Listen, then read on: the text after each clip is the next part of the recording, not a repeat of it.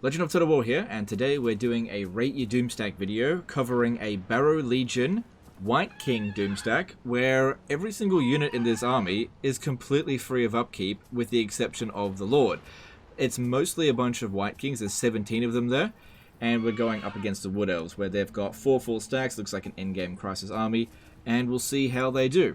Now while the battle's loading up, I do need to let you guys know that this video here is sponsored by Instant Gaming, and really now is the best time to go and check out what Instant Gaming has to offer because of the new accessibility of Immortal Empires. I imagine that many of you guys have Immortal Empires now and don't own Warhammer 1 or 2, but you can play DLC from Warhammer 2 without owning those games. So checking out the great deals on Instant Gaming and get yourself, up to 50, 75% off on various Total War related products is a great way to get your DLC going if that is something that you want to do. Check out the link in the description. I highly recommend Instant Gaming. I've been with them for ages. I've never had any issues. And yeah, get yourself a good deal and play some factions, Lords, or even other Total War games, or even other games. It's not like they just have Total War as well.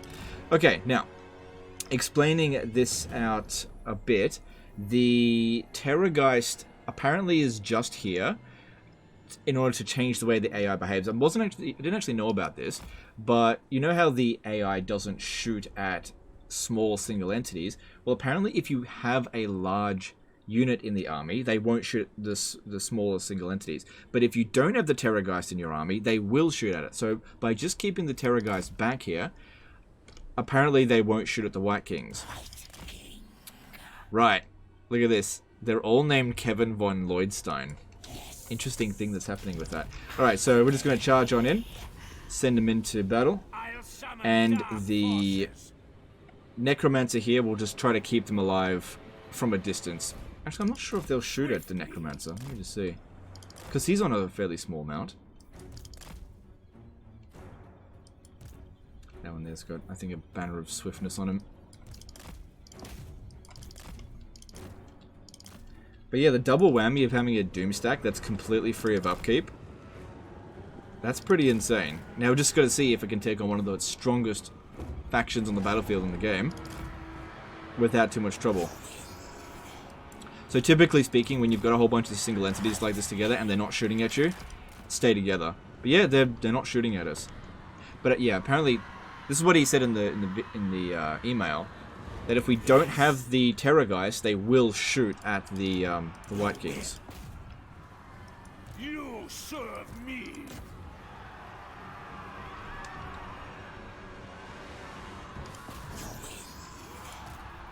Alright, so we've got a whole bunch of abilities here, which we should probably use up.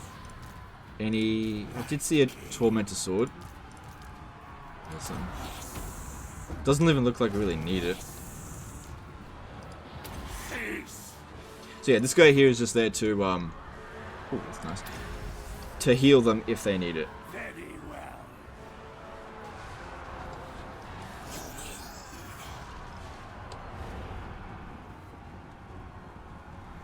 Could bring the wizard in, but typically speaking with Doomstacks, we don't try to throw everything that we've got at them. We want to see how well these White Kings can do. I fully agree with the putting a Shadow Wizard into the army, for sure, but we want to see how well they do just on their own. So far, they're doing very well. Yeah. Good combat stats. Typically speaking, infantry is not going to hit them very hard.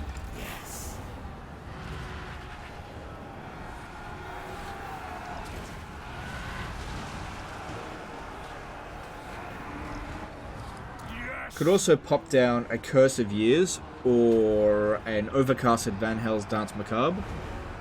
Typically speaking, this sort of situation, you want to be going with the enemy melee attack debuffs over your attack buffs, because their melee attack is already really high, so it's most likely that they're already hitting the enemy for their maximum hit chance. And as I've explained many times before, there's a point to where melee attack and melee defense kind of becomes irrelevant. But if we lower their melee attack, see, they've still got a chance of hitting our guys here. If we lower their melee attack, then they'll hold on a little bit longer. If we have a look here, do we have a got a Warrior Bane? Alright, apparently the lords will still shoot at our single entities, but this guy can regenerate, so it's not that big of a deal.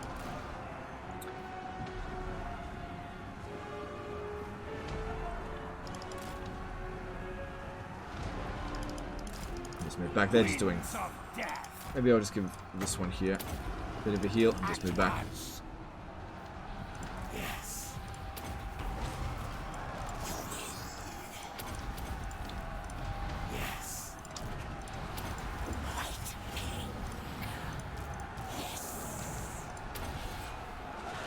That's it.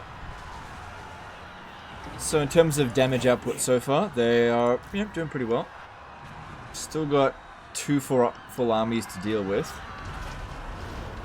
But yeah, if we want to speed this up, pretty easy to do that. All we gotta do is bring in the Shadow Wizard, Pit of Shades on top of them, sort it out.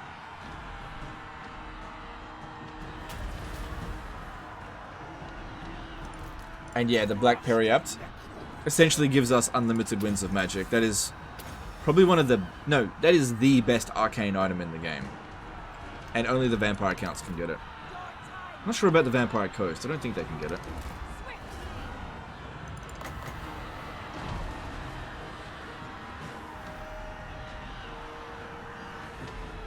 But yeah, having a whole bunch of single down entities in a blob like this, allowing the enemy to blob up like this.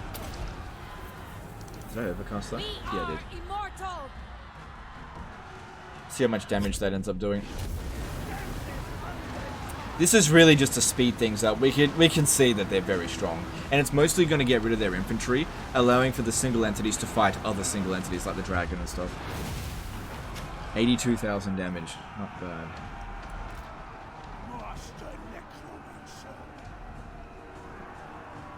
Because yeah, there's 4 armies. I don't want to sit here for half an hour.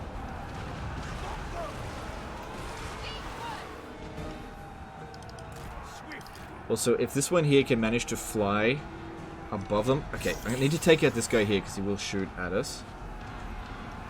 Could use Wind of Death as well. Which is actually cheaper than overcasted Pit of Shades. This will just clear them all out of the way so we can get over there. But yeah, if I fly over them, I won't even need to use Winds of Magic to heal them. I could just use Master of the Dead.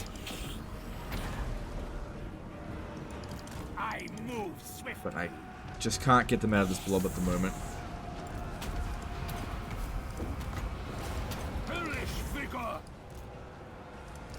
At once.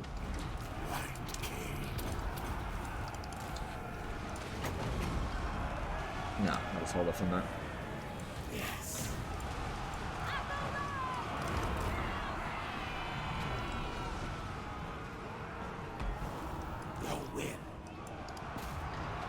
No, they've got us too much pinned down here. I can't get at them. He doesn't want to fight in melee.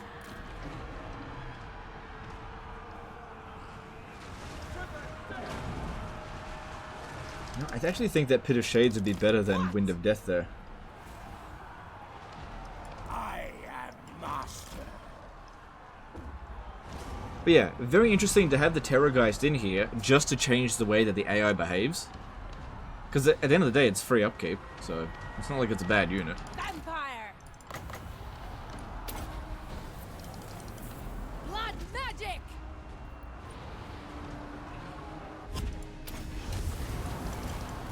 Dark Hex. Yeah, she's racking up loads more kills than the At once! other wizard. And these guys here, yeah, they're dishing out damage. It's just slow going, that's all, because they're melee only. It'd be a lot quicker if they were going up against single entities, but yeah, sending them a whole bunch of infantry, you're just asking for a kind of a tedious battle. Will free them. I move swiftly.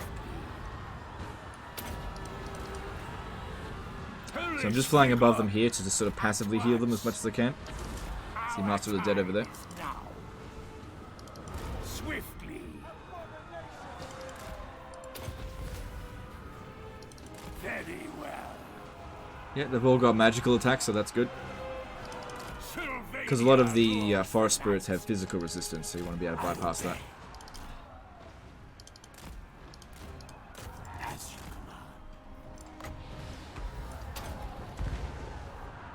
command.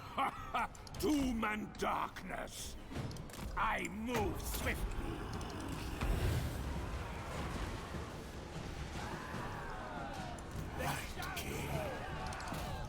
Okay, this one here is trying to shoot at us. I need to get rid of it if I can. It shall be done. And I your will. Mortals will perish. So I did that just to try to slow it down a bit. Order. But even then... Oh no, this one here, that's the quick one. I think he'll make it. Night King. Now is on death. Just wait for all of them to get over there. And again, the only reason we're doing that is just to speed things up. Otherwise these battles take too long.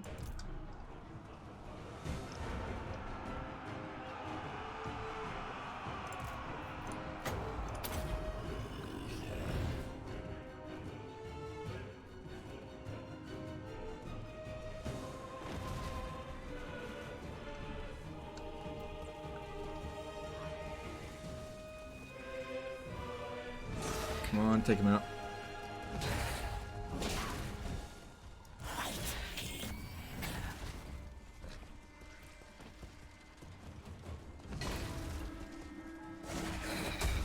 Yes. Yes. Alright, that looks like a pretty good one there. We are immortal.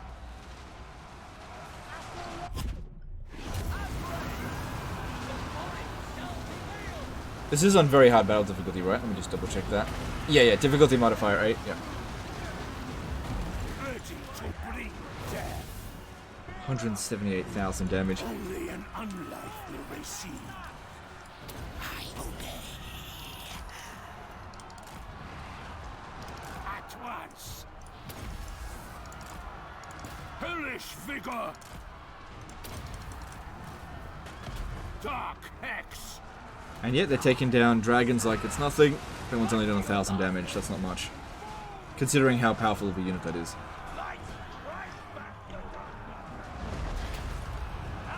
Empire. Curse of years. Could pop down another one, but I think that's enough. Because I think we're really close to the army losses. I didn't want to rely entirely on the wizard and the vampire. Swiftly. Now, if you're wondering why am I single casting this, not overcasting it, it's because there's a whole bunch of them over here that just aren't that damaged, and I have no idea what order they're in, so I might overcast it, because it can only hit 4 maximum. I might hit 1 unhealthy one, and then 3 healthy ones, it's just a waste of magic. If they were all equally damaged, I'd overcast it. I move swiftly. Alright, so that dragon ended up doing 2,000 damage. Master Necromancer. It's not like any of them are in urgent need of assistance.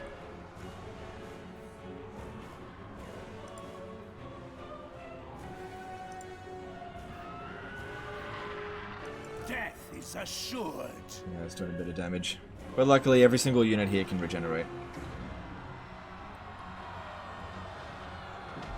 Very tempting to pop down another Pit of Shades in there. Very tempting. Oh god, they're so bad at running single entities down in this game.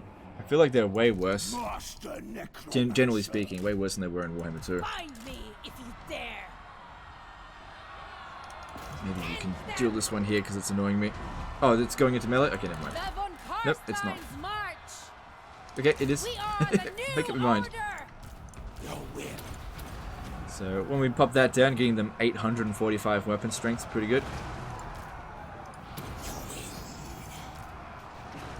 Master Necromancer. At once. Mortals quail. Vampire. Very well. And there's the army losses. Cool.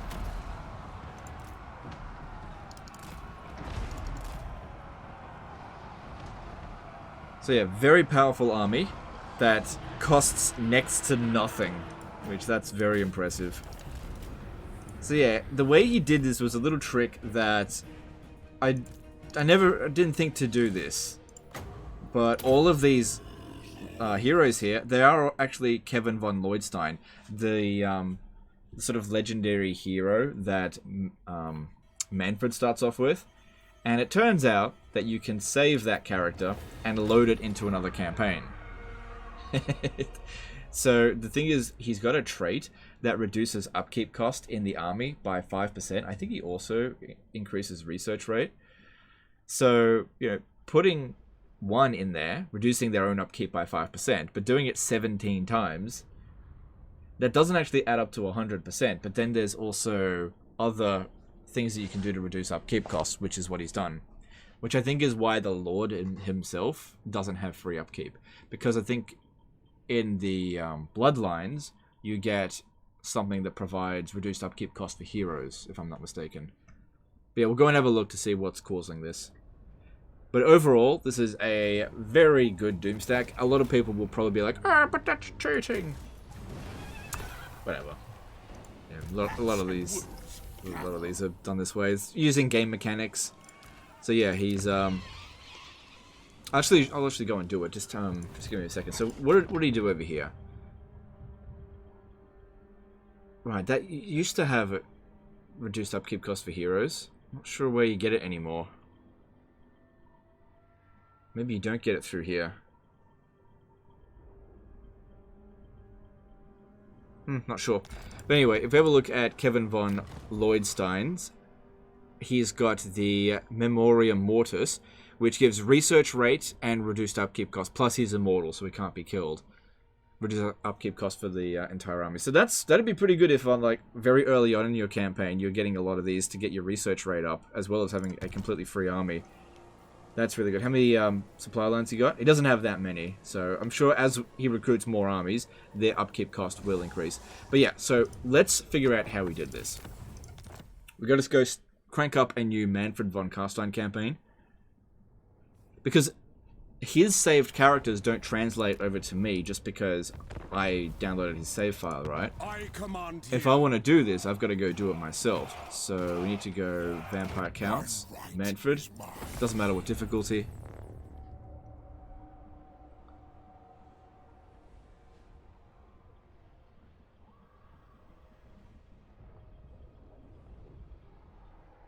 Just seeing how this is done. I mean, there's really nothing stopping you from having more than one of these armies as well, since you can have 100 White Kings. You could have 100 Kevin von Lloydsteins, which means you could have 4 of these full stacks running around, causing absolute mayhem. I think you still need to get the army, the White King capacity up.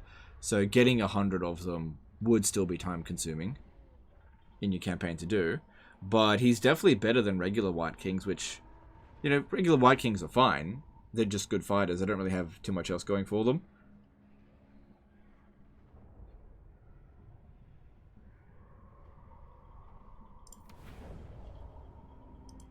So yeah, what you do is, you go over to Kevin von Lloydstein and save this character in order to use in custom battles or a new campaign. Done. Then, we'll have to go back to that other campaign, because I'd have to have a campaign ready where I can actually recruit a... Oh, that's... I didn't save because it wasn't a legendary difficulty. Doesn't matter. I don't need to send save file back.